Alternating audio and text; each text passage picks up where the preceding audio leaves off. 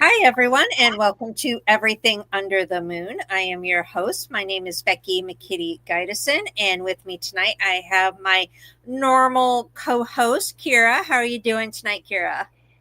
Good night, everyone. Have a I'm also brain dead today, Becky. Now, see, Apparently, we're both brain dead today. I was like, wait a minute, that was the wrong one to use. Hi, everybody.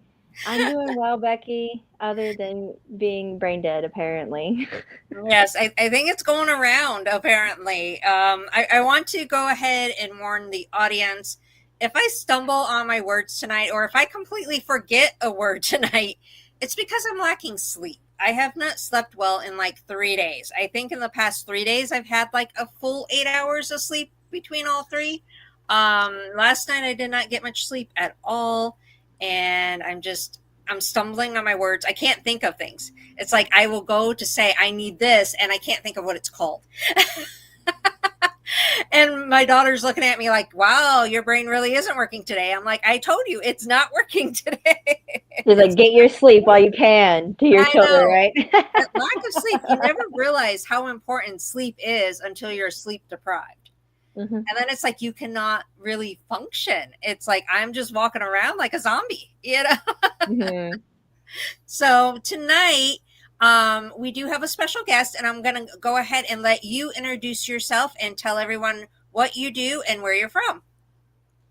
My name is Tanya March, and I own a walking tour company called Slabtown Tours here in Portland, Oregon. We started as a history business about 20 years ago, and 13 years ago, because of my passion for ghosts, I decided to add ghosts in, and I only did it about 2 weeks a year in Friday the 13th.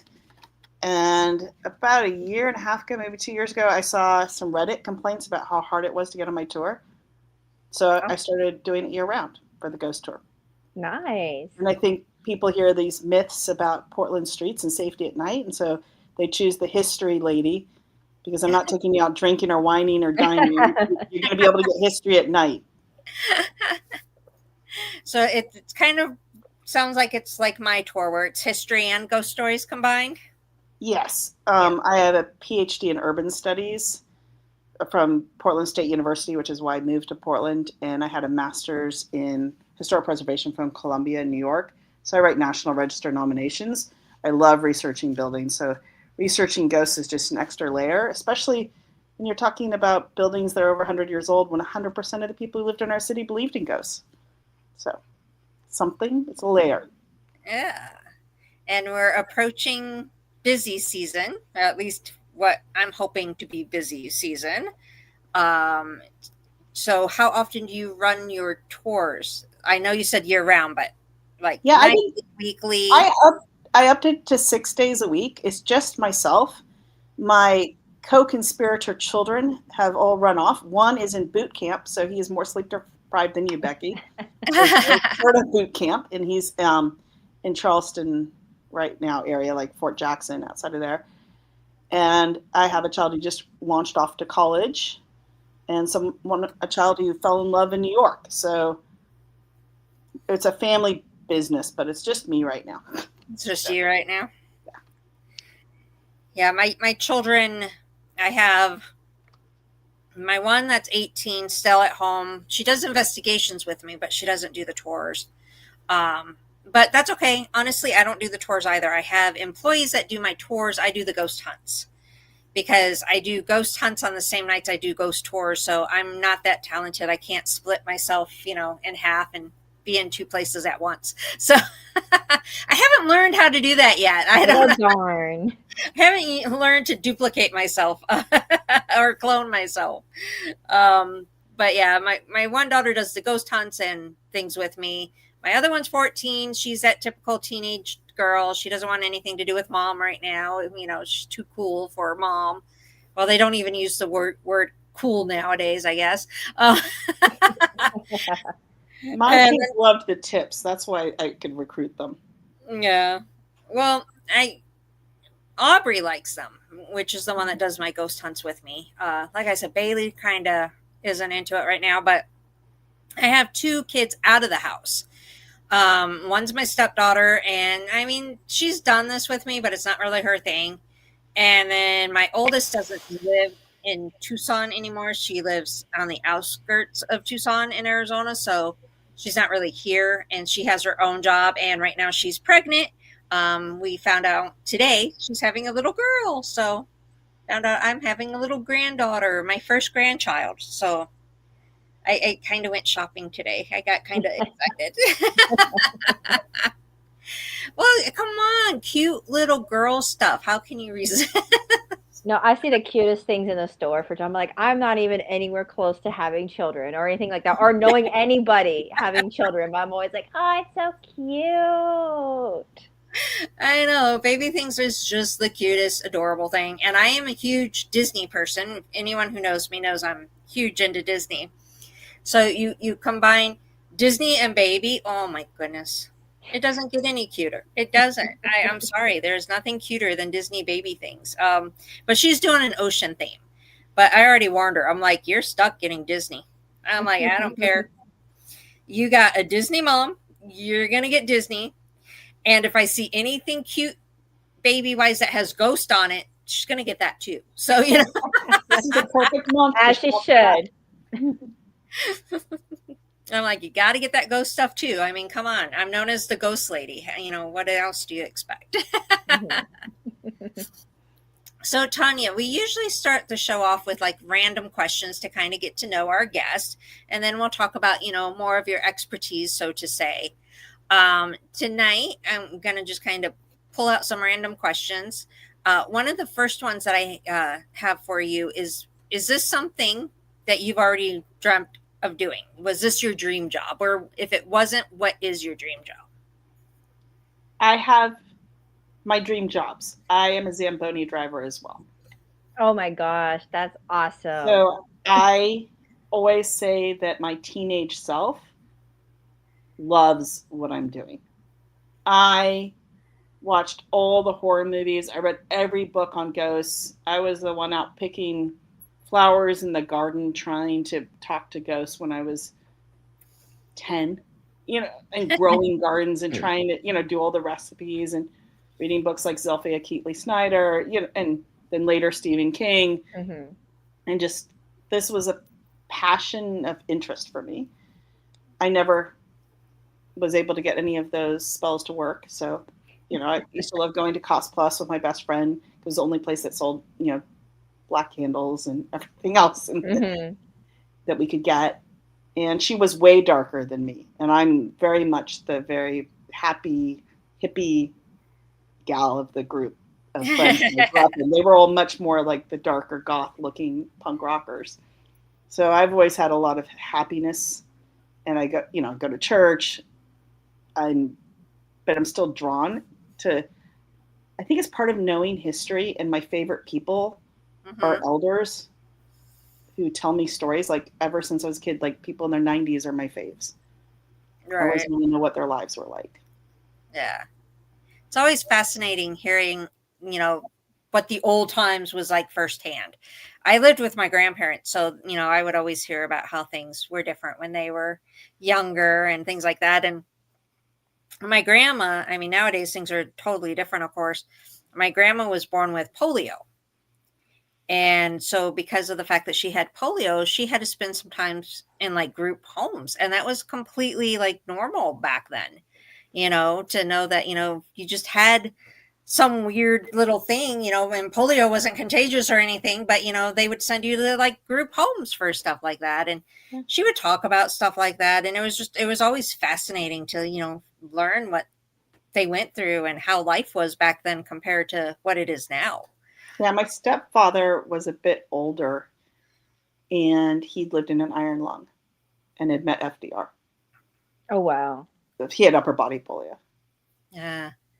I mean, nowadays, they, you get that shot for it when you're a baby, basically. But back then, they didn't have that. And it amazed me how many people would go to like those group homes and, be in situations like that. And my grandma would talk about it, and she didn't really complain about it, but it was just always interesting to hear her side of the story and how things were different. And my mom passed away a little over a year ago now, and she had, of course, all my grandparents' stuff.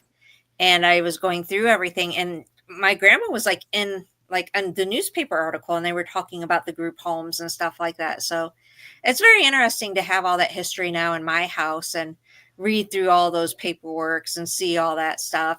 I have like some really old stuff that I still have to go through. I haven't been through it yet, but like old paperwork that I'm afraid to like open because I'm afraid the minute I open it's going to tear it or something. Hmm. But I find all that stuff so interesting, and I love it, and I love the history, and I wish I could own like all this stuff, but having my family stuff I'm happy with. It's always so cool and interesting. You mentioned horror. Now I'm not into horror. Kira, I believe you are though, right?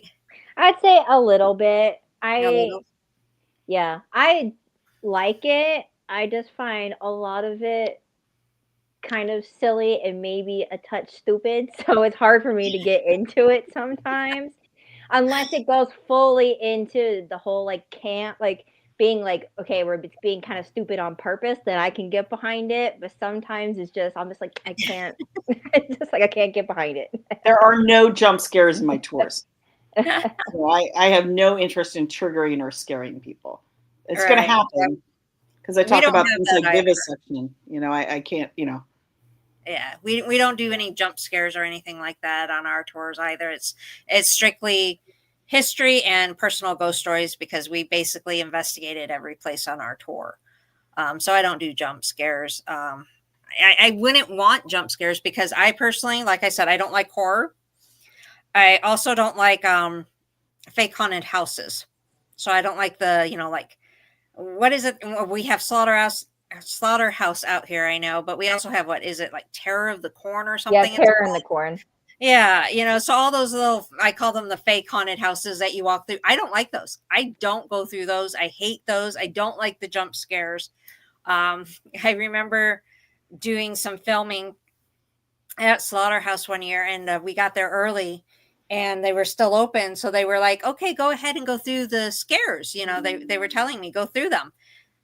Yeah, I did not like going through them at all. I got relaxed by the time we got to like the fourth one, but I mean, I was just like, no, no, no. I don't like that kind of stuff. I've I've never liked horror studied, movies, none of that stuff. I've done research on the patents for some of the original haunted houses and haunted structures and carnival rides at the turn of the century. Oh, So that's rides cool. they brought here to Portland in 1905, Oh, wow. like the haunted swing and things. Because you see the outside of the building, but you never know what happened on the inside. So the best way to find out for me was to look for the patents. So I'm super nerdy. Oh, that's so cool though. I love that. Yeah, Kira is our historian on our paranormal team. So I have the company and I have a paranormal team, and Kira's the historian, and she is really into the history. She loves that stuff. So I know she probably has like a ton of questions about history and stuff in Portland. So if you want to ask any of them, Kira, feel free. Well, yeah, so I was gonna say, I love Portland. I don't really know a lot about the history though. So my dad's side of the family is from outside of Portland. It's on the Washington side, but definitely always fly into Portland whenever I go see them and everything like that. So I guess I was kind of led to like, what's your favorite like tidbit of history about Portland or like the surrounding areas that you like to share? Well, I slip into all my tours about public housing because that's what my thesis and PhD work was on. Hmm. And we had a horrible tragedy here. I do school group tours out to Vanport, which is where in 1948 there was a flood that along the Columbia River in Oregon and Washington, 70,000 people became unhoused. It's not Hmm. content for my ghost tours. The fact that there was a large housing project in Northwest Portland, which is a pretty upper class and up and coming neighborhood, I think that interests people. And the fact that me and a bunch of old timers brought the name Slabtown back to that section of Portland. So I love all the parts of Portland and all their different neighborhoods because each neighborhood is like its own history. Hmm. For sure. Thing. And then and so you mentioned that you did stuff, you like do stuff with like the National Register of Historic Places. That what I heard earlier? Yes, I helped put Darcel's house on the National Register, which according to like Mother Jones magazine is one of the Darcel's show place is one of the 10 most important places to LGBTQ plus history in the United States. Also helped put Peacock Lane on the National Register, which is a free street where you can go out and see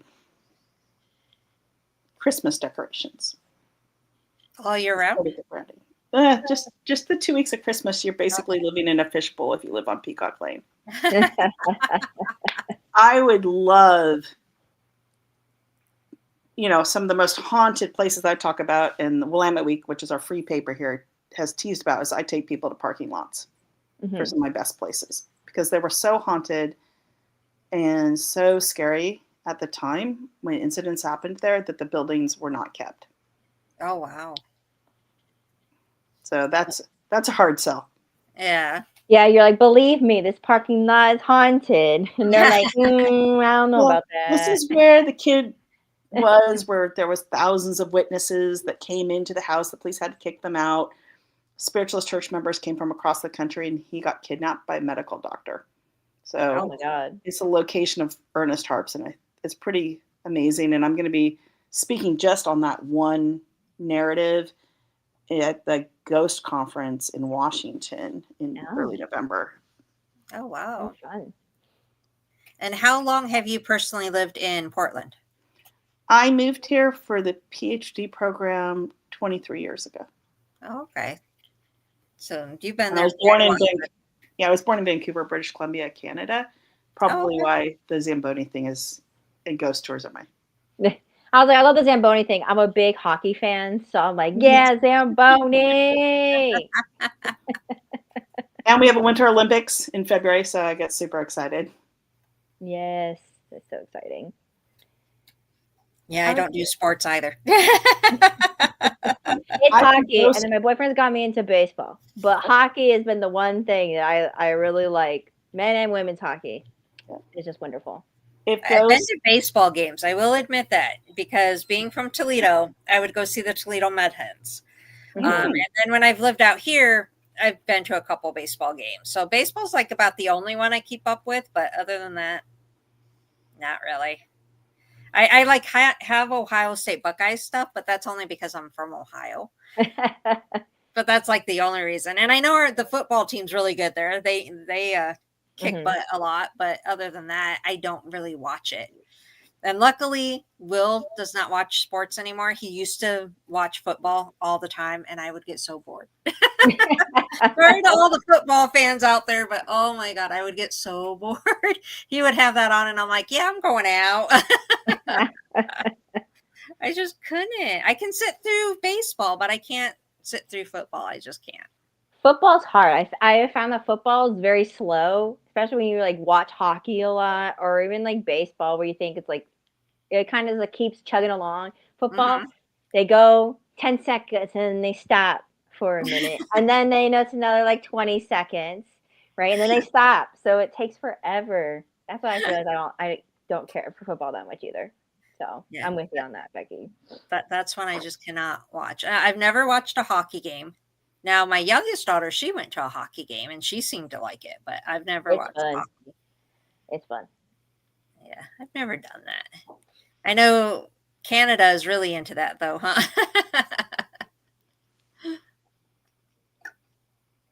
I was trying to think if I had any other questions for you I can think of right off the top of my head, Tanya. You have to think. I know, and we're zombies tonight, so it makes it more difficult. Yeah.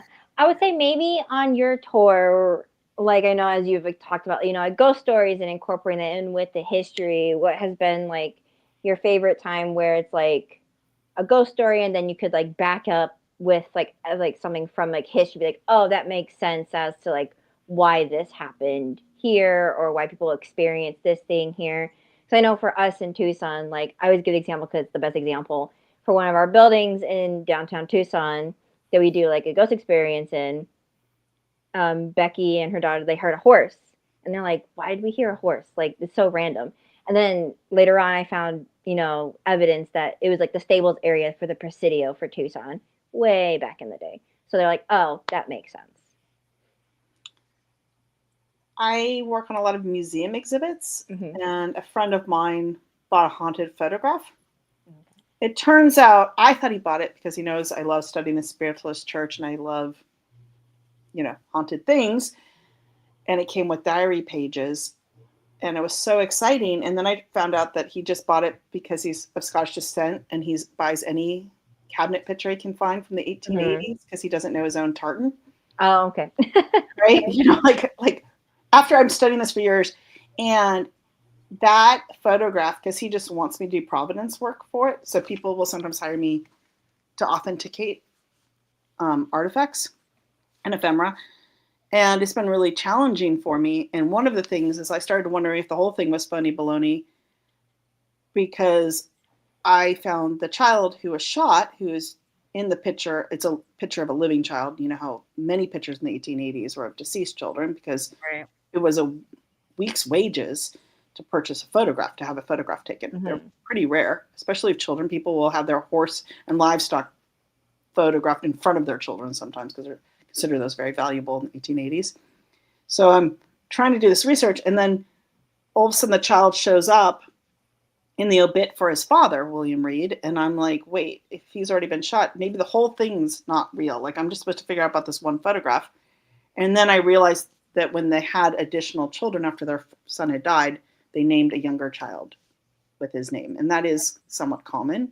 Mm-hmm. But it was throwing me off. And then the diary talks about the walk from the home where the child was rest, before the funeral man came and closed the coffin, and that the children had to carry it to the cemetery. Well, now that I know, I've talked to many cemetery experts, because I was very confused, because I was like, well, what cemetery are they walking to? Because her grave is at a different cemetery. Well, it's because they actually removed the entire Catholic section of Pioneer Lone Fir Cemetery. And that cemetery does an amazing tour called the Tour of Untimely Departures, just an exceptional tour that keeps people active. But Central Catholic High School used to be the Catholic cemetery. And so they removed all of those and moved those. And so here I am trying to explain a narrative, and that people saw the child walk from the schoolyard where he was shot to the cemetery, but the cemetery and the grave aren't there. So it's like one of the most challenging research projects, Mm-hmm. because you've got another child with the same name. You've got the entire cemetery moving, and you have the diary saying the child is seen walking. And I often think children and ghosts want to be where they're happy, not necessarily in cemeteries. And then Right. people are like, well, is he at Pioneer Lone Fir Cemetery today if I want to go visit him? I'm thinking, but the graves are all moved to Calvary Cemetery now. So that's the kind of complexities that you end up with. Yeah, and moving bodies seems to ask for a haunting too.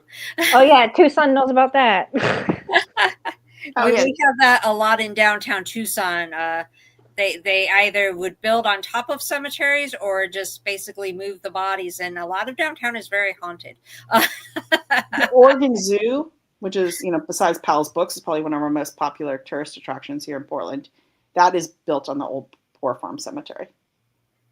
And every time they expand an exhibit, you'll see a newspaper story about a bodies being reinterred. Because when they originally built the zoo, they did not reinter bodies. Wow. Yeah, it's amazing how like back in the day they just we'll just build on top. Yeah. Yeah, or they said that they'll move them, and then when they go to remodel 70 years later or whatever, like what happened in Tucson, they're like, "Oh, we found 150 bodies." Yeah. Ooh, okay. Well, like that new courthouse that they built downtown, I can't remember the exact numbers, but I know when they were building it, they like ran into that issue where they found so many bodies that they had to put the build on hold because they had to take care of all that. And it was a ton of them. I can't remember how many. I think it was over 100. Yeah, I think it was supposed to be around 150, but Yeah. Did they And have of to move course, that DNA? building's haunted now, but hmm it's like, what do you think's going to happen? exactly. It's like, have you not seen any movie? Have you not seen Poltergeist? Come on, anything like that. Well, I haven't, but that's beside.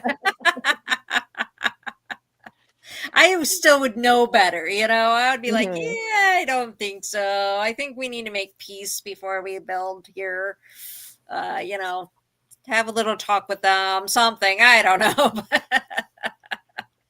It's just amazing. And then I remember, I'm not sure if it was you, Kyrra, that had found this story or if it was a story I already had.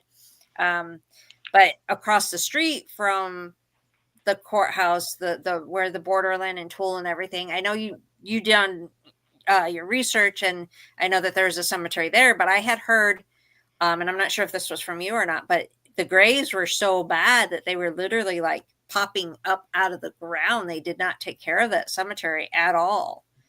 And apparently, the families either had to pay to move them, or I guess they didn't get moved or something. I can't remember the exact story. I'm not sure if that story came from you or not, though. I can't remember. I think that's one you told me about. So, Okay. yeah. Yeah. I remember hearing that the graveyard was just so bad that they literally had the, coffins and stuff popping up out of the ground. And it's like, that's not a good way to treat your dead either. You don't build on top of them, you Totally don't not. move them, and you don't let it go to waste. Yeah, that happened with a cemetery here in Northwest, where the pest house cemetery, so where people died of smallpox, there was erosion on a hill, and the coffins were seen popping out of the hillside. Can you imagine Yikes. though, just like discovering that?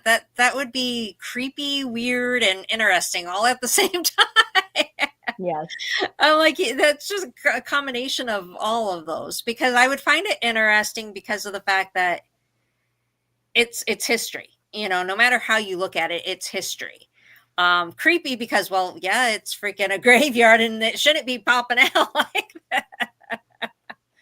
And it would be sad because of the fact that it's in, that disarray, and that's not, things like that should be taken care of. It shouldn't be just thrown to the side. But there's been so many that, over the years they got forgotten about, or they're just not cared for anymore. And I know we have like areas in Tucson where people will be digging in their backyard and all of a sudden, find, a coffin because they built on top of, a cemetery.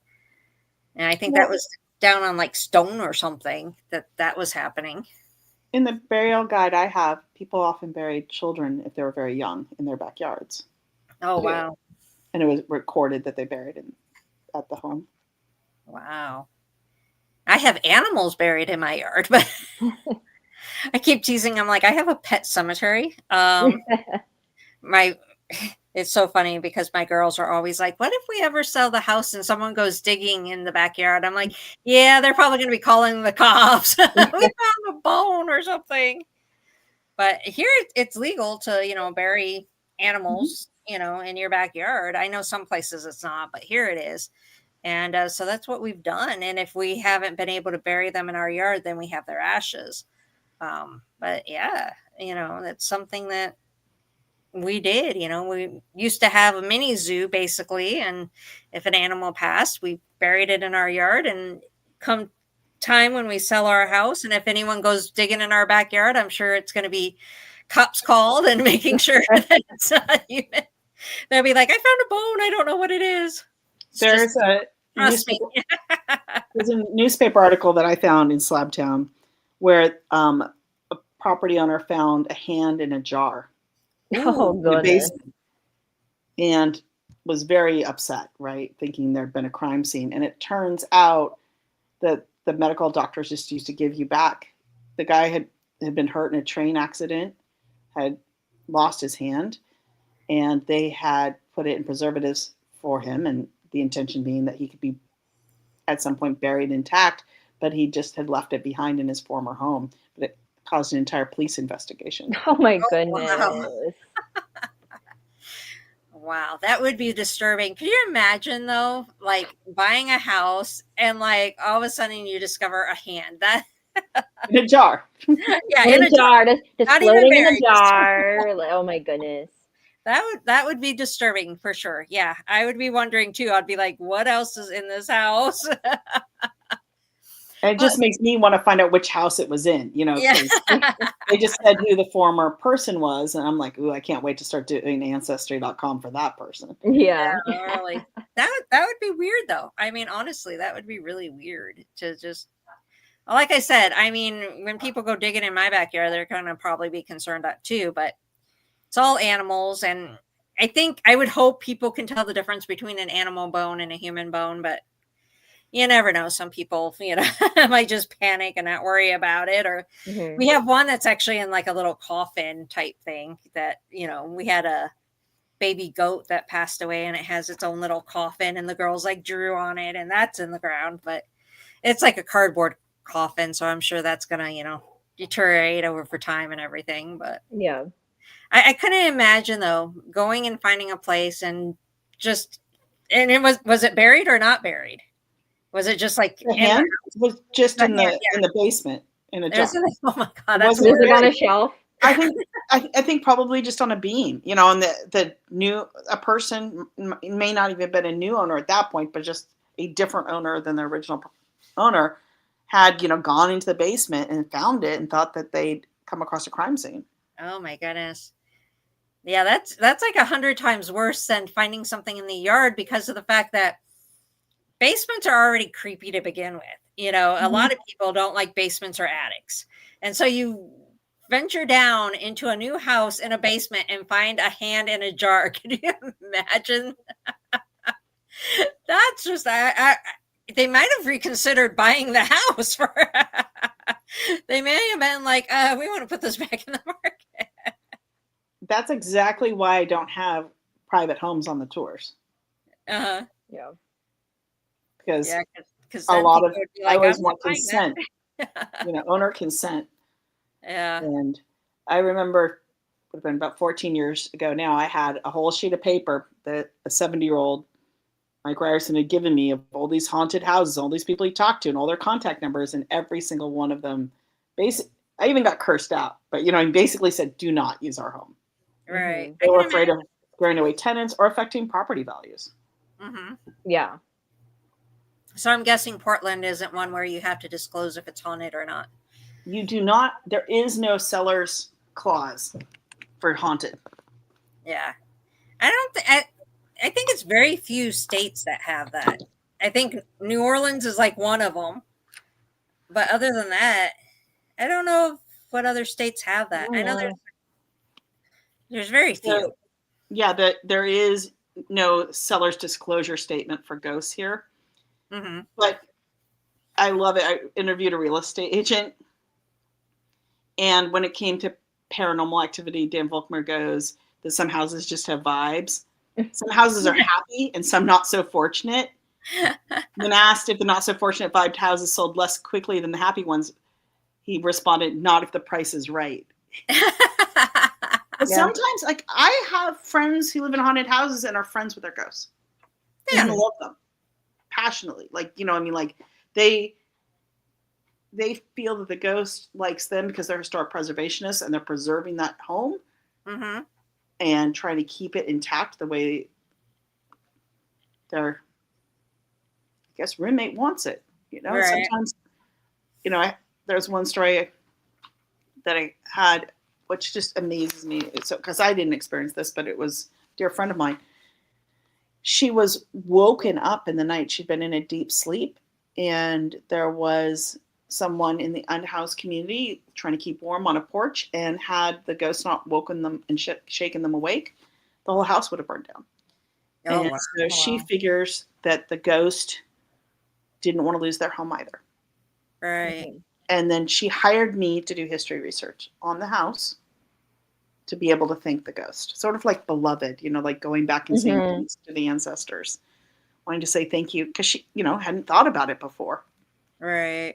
She felt a vibe or whatever you want to call it, but, she knows that she was, roughly shaken awake and she has no roommates. So. Right. Besides the ghost. Right. They can be good roommates. I mean, as long as they, let you do your thing and let you sleep. That's a good one because, I've been lacking that lately. But yeah, I've stayed in plenty of haunted places, and I don't ever find them to be fearful. I don't ever find them to be scary. I think most of them are just misunderstood. When people are scared, I think it's more of a misunderstanding. And I look at it as it's living history, and you had mentioned the diary thing before. I went to an antique store and I bought like a little tiny book that was a diary, and I was just fascinated. I'm like, I got to have this, just that history and seeing what people write back then and how they lived. I love it, and the paranormal to me is just like part of that. It's not anything that I fear. It's not anything that, I think anyone should fear, but don't go around messing with it either. You don't want to freaking say mean things and make it mad. Yeah. At, Mhm. at the end of your tours, do you encourage like a closure with the ghosts so that to tell them to stay where they are? Do you do Yeah, that? not to follow you home. Yeah. Do you do that at the end of your tours? Um, most mostly. Uh, I don't know if my ghost hosts tell people that or not. They have a little joke that they can use saying that if they don't tip well, a ghost may follow them home. But I honestly don't know how my ghost host ended. When it comes to ghost hunts, it kind of depends on how active the night was. Like if we have a really active night, I tell the people you definitely need to make sure that you ask them to stay here and not follow you home. If we don't really have anything going on that night, I kind of don't really think about it because of the fact that it was so slow and quiet. But everyone signs a release form saying that I'm not responsible if something follows them home. If I have some that are worried about it, I tell them, say this or do this. But for the most part, I do. Like when we do investigations, the last investigation we did, we said that, we said, stay here, don't follow us home, stuff like that. So I would say probably about 90% of the time I do. Just every once in a while, I kind of slip and don't. It's not always in the front of my mind, especially if it's like really slow that night or whatever. But I would say 90% of the time we, do a little thing where we say, please don't follow us home, but thank you for interacting with us. Something along that line. So, do you guys do that on your tours? Um, Definitely. It's why I like the tour to go a certain direction. Like I've tried Mm-hmm. to do it in reverse, and it really doesn't work. I really like it where there's a place where I can take people through a garden, and there's illustrations by John Callahan, which are very humorous. And I say, this is like on the, depends on the crowd. If they're more of a silly crowd, I say, and you're a fan of Disney, so, this is like the scene in the haunted house when we tell you to leave the ghosts here, right? You look at the mirror and there's the ghost. If it's a more serious crowd, I say this is like kind of a smudging. Mm-hmm. But I always try to say that this is when we transition. And then I take them to a building that was inspired, that was created and designed because of a serial killer in Chicago. Okay. So I'm like, ghosts are over. We're leaving the ghosts behind. And then we move to why on earth we built this ginormous hotel in Portland in 1905. Because they were afraid women weren't going to come to Portland because Portland had gained a reputation for white slave trade. And also, you looked at the other World's Fairs. We didn't have a World's Fair. We had a 1905 Lewis and Clark Centennial Exhibition at Oriental Fair, the Pacific Northwest. But 2.5 million people went through the gates and only lasted for 137 days.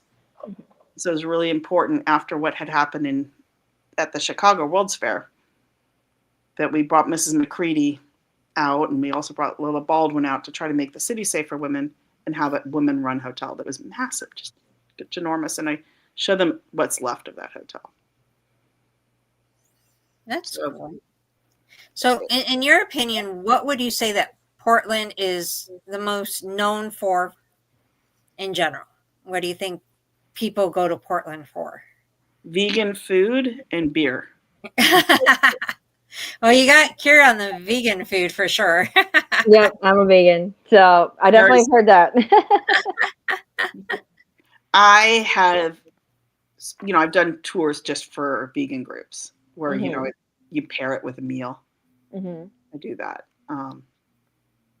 Where you more, it's nice to be able to book private tours and Mhm. have that ability to work with a team, especially if they're trying to team build. And so you're kind of planning the whole evening for them, and that's Mhm. really nice. And I always encourage people to go to a place that my friend Lisa owns called the Peculiarium on Thurman Street, Okay. which is So remember, I like horror, so it's sort of an oddity museum, but they've also got an art space and music space, and they have a dollhouse there that I think the children, where they were at a garage sale, didn't want them to buy it, so they told my friends it was haunted. But that's the thing my friends Mm-hmm. made them super excited, and so they've created in each room a scene from a different horror movie. Oh, wow. And it's, you know, a year-round museum interactive space. And I love taking tourists from Europe there, in part because the gift shop that comes with it has so many unique things Mm-hmm. that people don't see in Europe. You know, like the scorpion and the lollipop. Yep. To, Yep. you know, the variety of people who've taken. There's an artist who takes cabinet pictures from the 1800s and like recreates them into different scenes that are pretty amazing. So it's got the full spread of individual art to kind of oddities. Very cool. Yeah, when you mentioned the scorpion and the lollipop, and I was like, we see that all over the place out here. Yep. I'm We like, have all that's the like one of the scorpions already, so things. And I'm always like, why? I'm like, why? Why? Oh, they have like a 12-foot tall Sasquatch, you know, Bigfoot that you can take pictures with as well. love that. Because that's, I guess, you know what, every state has their monster, and I think that's ours, Bigfoot. It's like you and so it's like Portland and also Washington, like Seattle area also has a lot of all the Bigfoot stuff, Pacific Northwest, all the Sasquatch. What do we have out here, Kyrra, monster wise? I'm like, I'm trying to think. What are we? I don't really think we have Well, any. this one is like Mexico, because we border Mexico, be like Chupacabra, and then there is the Tombstone Thunderbird, that whole legend behind that, and then I know that some native tribes have their own different ones as well. Yeah, but I was trying to think. I'm like, we're not known for Bigfoot or anything like that. We have a lot of UFO sightings. I will say that, Yeah, that's true. especially up towards like the Phoenix area. I know they get a lot of those Yeah, UFO. Sedona has a lot of UFO stuff as well. Apparently, I always Yeah, see the UFO tours. yeah.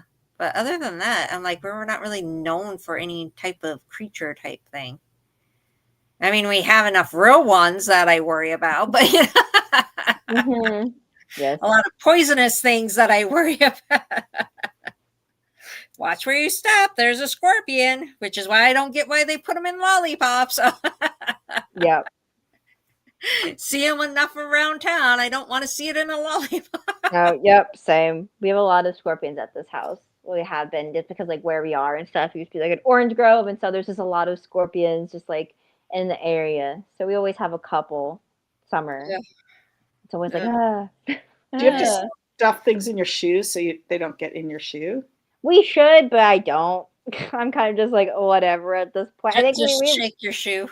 yeah, pretty much. But my mom, we have because they glow in black light because they're bioluminescent.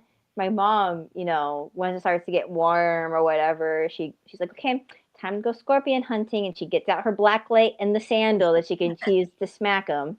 Oh my god! And I've had to hold the black light for her or whatever. So we like go outside. I'm like behind her, like holding the flashlight so she can get them. Oh my goodness! No, thank you. Yeah, those are horrible. Luckily, knock on wood, wherever I have wood, here's wood. I don't really get scorpions at my house. We do get snakes, but not really rattlers, more like just the normal stuff. But I have seen snakes a lot in my area. And then, of course, black widows and tarantulas. I have seen tarantulas at my house. That freaks me out so bad. I hate tarantulas. Those things are huge. Those things are freaking huge. I remember one time after coming home from a paranormal investigation, there's a tarantula on my screen door. And I'm like, Oh, yeah, no. I'm going inside. I'm like, nope, I'm not opening that door. I'm all calling my husband. I'm like, well, there's a tarantula. I can't come in the house. I refused to open the door while the tarantula was out there. I'm like, nope, it's got to go like a block away before I'm opening that door. Becky, my husband would 100% agree with you. My little sister Allie, though, goes to these reptile expositions here in Mhm. town and buys baby tarantulas and spends big Oh, money. I know. oh, No one can see your face because we're in a podcast, but that would be the face my husband would have. Like yeah. when he's like, "I'll just go capture something in the yard." Oh my gosh, no, I cannot. I don't like bugs to begin with. I like hate bugs. But tarantulas, especially because they're huge. They are so huge, and I just no. I Somebody saw said to check something the popped up on our closet. Yeah, story. I was gonna say, your daughter Becky, no, Noelle said, check the closets with the crying emoji. No.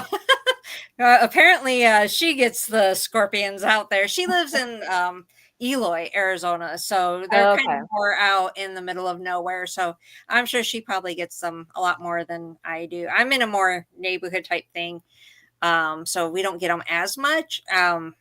I hope I never get them, but like I said, I have gotten the tarantulas and we have gotten snakes. If I got a scorpion, I would probably be calling like bug people and say, come out and spray because I am not doing this. There's that one bug, and I don't know, Kira, if you know the name of it, but it looks like a scorpion, but it's not poisonous. It kind of It, resembles one. it's like a pincher or something. It like has like the pinches on it. Yeah. But it's not poisonous like the scorpion. And I I don't remember know the name doing of an it. investigation. And like I said, brain not working, zombie tonight. But I remember doing an investigation, and Will pointed that out to me, and I'm like, "Why are you getting near it?" And he said that it wasn't the scorpion; it was, the other, whatever it was called. But still, I'm like, I'm not going near that. I don't care if it's poisonous or not. It's a freaking bug, well, not a bug, but it's a reptile. No, I'm not doing that. So yeah, I still want to know though, why? Why put scorpions in lollipops? That like drives me crazy. Why do that? I hope to God no one ever eats those. I hope it's just like a little thing that you just like hold on to for your whole life. I hope no one ever actually tries to eat it. That would. Mm-mm. Um, they sell bugs on ice cream there as well. We have a couple places that do that. Salt and straw. Becky's like, I will never go there ever. Oh my Becky's like, no. I got a bug Sunday, and I think there might have been scorpions. Definitely was mealworms, a bunch of other stuff. And I Oh got it for one of my kids who like totally grossed out about it. But fortunately, the twins from my older son's class had once said, because I saw their picture, because you get your picture on the wall when you eat the bug Sunday. oh, And they told me just pretend it's popcorn, and I ate it. Yeah, I made it. The kids didn't. I didn't buy it for myself. You understand? This is me. I'm Irish. You cannot waste food. Like I'm just like I'm gonna eat this bug Sunday. I Yeah. paid for it. They've all like skeeved out. oh my God, no, no, no, no, no! I can't even because I know like the what is it? The chocolate covered grasshoppers or Hmm. crickets? Which is it? Crickets, grasshoppers, whatever. It's both people that it does, yeah. Oh, yuck! No, yuck! Or ants, chocolate covered ants. Why? Why? Why? I don't get that stuff. I'm like, no. I see my daughter's in there again, but I can't read what it's saying because I don't have on my glasses. Just talk about the Horrible. tarantulas. Not sure how people have them as pets. I think she's probably talking about how my sister has every kind of bug as pets. Yeah, I cannot do that. By the way, this is the one that's pregnant. She's the one having the baby girl. So, hi, Ashley. I know she goes by Noelle. I'm used to calling her Ashley though. Okay, well, it is starting to get late, and I know I'm like I said, a zombie tonight, but I want you to let everyone know where they can find you, your website, phone number, whatever it is that you hand out to people to book tours, all that information, because I want people to be able to do this and find you and support you. Because I always say, let's support local. I'm like, Because next time I'm in Portland, I'm like, I'm gonna find you. no, she's getting ready to write it down. Yes, I am. I got my ghost pen. Look, she's Yeah, got I her went pen to and the everything. Halloween swap meet, and I've always kind of stayed Northwest 23rd. So the main ghost tour I do is in Slabtown and Nob Hill. Hmm. I also once a month do one in St. John's because I had so many requests for it. I know that big chain company has just entered into a lot of rural parts of Oregon with small companies who have brick and mortar who have a lot of staff, and it's been very painful for them. So Yes. we won't say their name aloud. Yeah, I know. I But avoid saying their name out loud, but they've moved into my territory and made it very hard on me too. So and so I'm trying to on my Instagram channel talk about it, and what's making it hard for me is all of these small community newspapers are talking about what's happened over the last couple of years, where basically people come in, have someone take your tour, take your content. I haven't experienced that, probably because it'd be really hard to take my ADHD brain out of me and get the pictures and all the research I've done. But it's really unfair when people take someone's personal story, like they experienced this, and then you're just pretending like you experienced it. yeah. And yet that's hard to hold up in court. And yet these stories I'm finding that I'm trying to share on my LinkedIn, they have paywalls, and I don't see how anyone's going to pay to read a little neighborhood newspaper. You have to get this subscription to the paper to be able to read this. And I think that's something I'm going to start writing to reporters about. Like, can we do anything about this? Because this has become a national trend. And sometimes they take tours and make them very culturally inappropriate. Yes. And Yeah, that these are really the people that are also doing that. They're putting together that new tour in Hawaii where they just had all that tragedy, and a lot of people are very upset with them. So yeah, this is one of the reasons why I do this podcast, because of the fact that I want to help promote locals like myself and you, and to get the word out there over these nationwide people. So yeah. So I own Slabtown Tours, and the website is slabtowntours.com. I ended up buying the website Stumptown Tours as well, because Stumptown is sort of a nickname for Portland. And Slabtown made sense because that's where my dissertation work was. That's where my history tours were. And I just kept doing that for the tours. But now it confuses people. So I went with both. And the phone number for the business is 503 206 4676. Here, even I need glasses. We were just joking about I know I don't wear my glasses for the show, so like I see my daughter like, said something else, and I'm like, I can't see it. Kyrra's my eyes for the show. And I think what's helping me the most is one really amazing Reddit post. And typically it's my Sundays that sell out. People from a hotel or a conference, maybe a couple people come on my tour on Friday, and by Sunday I have a full booking. Oh, that's good. So it's word of mouth. Right. I'm never going to be able to beat those big guys. And I'm just me. I don't try for big, huge groups anyway. But I'm never going to win the Google monster game with them. Right. Yeah. Unfortunately, they've taken over Google everywhere. And what I find amazing is they may not even run a tour yet, and they claim to be the number one tour of that city. And they haven't even ran one yet. And it's like, how are you the number one when you haven't even had one yet? But I don't know. We're just keep rooting for all the locals. We'll keep promoting them, and, hope for the best, and hope that, sooner or later they get on a back burner, and people like us who put our hearts and souls into this just keep shining and keep going.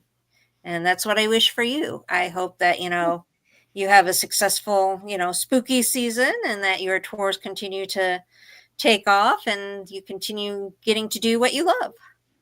And the same for you and your paranormal investigations as well. Yeah, I love doing this. I can't imagine doing anything else. So this is what I truly love. So thank you for being on our show tonight. We really appreciate it. I know Kyrra wasn't jotting down everything, so I'm sure the next time she's out that way, she's going to be looking you up. Yes. We'll have to do a collab. Reach out to me. We'll get you on. All right. Perfect. All right. Well, thank you so much. We hope you have a wonderful night. And like I said, much success for this spooky season, hopefully. And for you as well. All right. Thank you. You have a good night. Thank you. Bye. All right, Kyrra, it's come to be that time. We are getting ready to close off. Now, I want to let our viewers know that we are taking a break.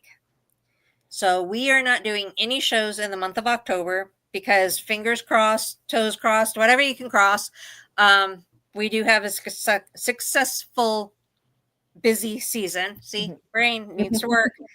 I know, I think 3 out of 4 of the Mondays I have things open, ready to book. I'm hoping they do get booked. And hopefully we got every weekend something going on. The only weekend I took off was this coming weekend, because my husband and I are celebrating our anniversary on Thursday, 15 years together. Woohoo. So this weekend we're going to go celebrate, since he works Monday through Friday. So this weekend is my only weekend in October off. We have lots going on in October. We have the Tucson Haunted History. See, I got to think here. Tucson's Haunted History, which is running Thursday through Sunday. We have Haunts of the Undertakers, which is basically every Saturday except for this first weekend. Hotel or Haunted Arcade, which is at Hotel Tombstone, pretty much every Friday. Then we have that special event, Night at the Museum. Now, I love this event. We do this once a year. It's always so much fun because Tamara, who I used to work with at Fox, she moved over to the History Museum. She puts together some awesome events. Like, she does this huge trick-or-treating thing. So it starts from like 5 to 8 with the trick-or-treating, which is a separate ticket event. So you have trick-or-treating, a scavenger hunt. She has people dressed in costumes. She brings in people to do shows. You're going to be doing some history lectures. I cannot talk. I know you've got like a couple history lectures, and we're going to do them like every 30 minutes or something like that. You're going to pick an item. Yeah, it's like 45-ish minutes, like on the hour. I think we haven't really solidified yet, but I have like 3 or 4 different ones I'm going to do during the 3-hour period of time. Right. So there's going to be history. There's going to be trick-or-treating. There's going to be scavenger hunts. There's going to be games, shows. She brings in like music and dance people. There's also a little haunted mine that people go through. I think people love going through that little haunted mine. And that goes from 5 to 8. And then they close down, get all that put away.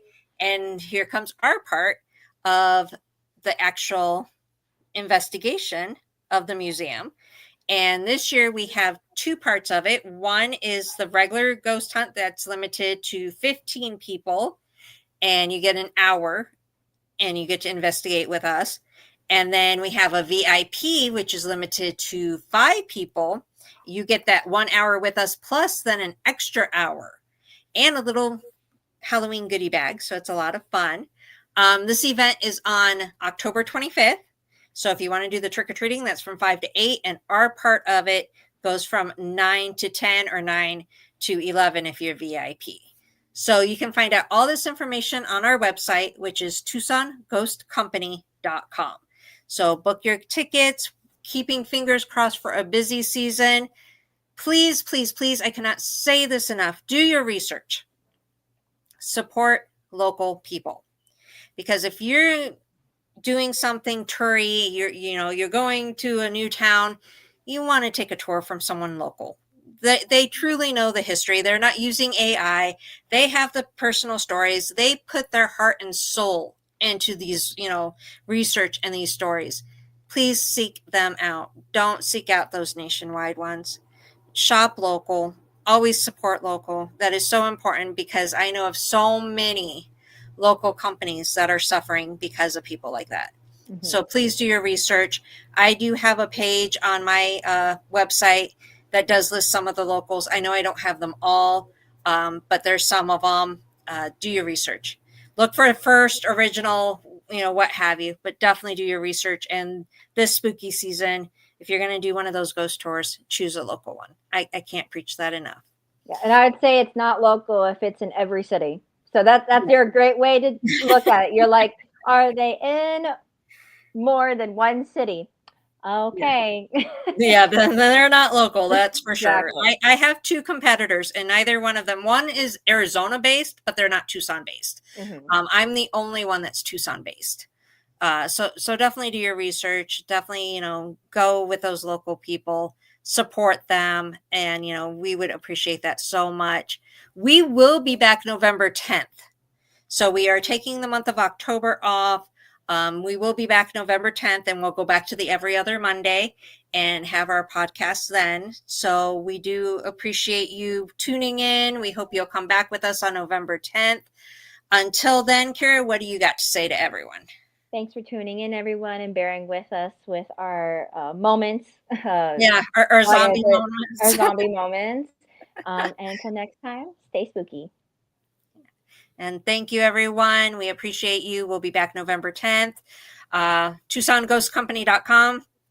All the social media you can think of, either under Tucson Ghost Company and Society or under my personal name, Becky McKitty Guidison. Look us up. We're all over the place. We appreciate the support. And until we see you in November, and hopefully we'll see you in the month of October on one of our tours or ghost hunts. But until then, remember, you're never truly alone. Good night, everyone.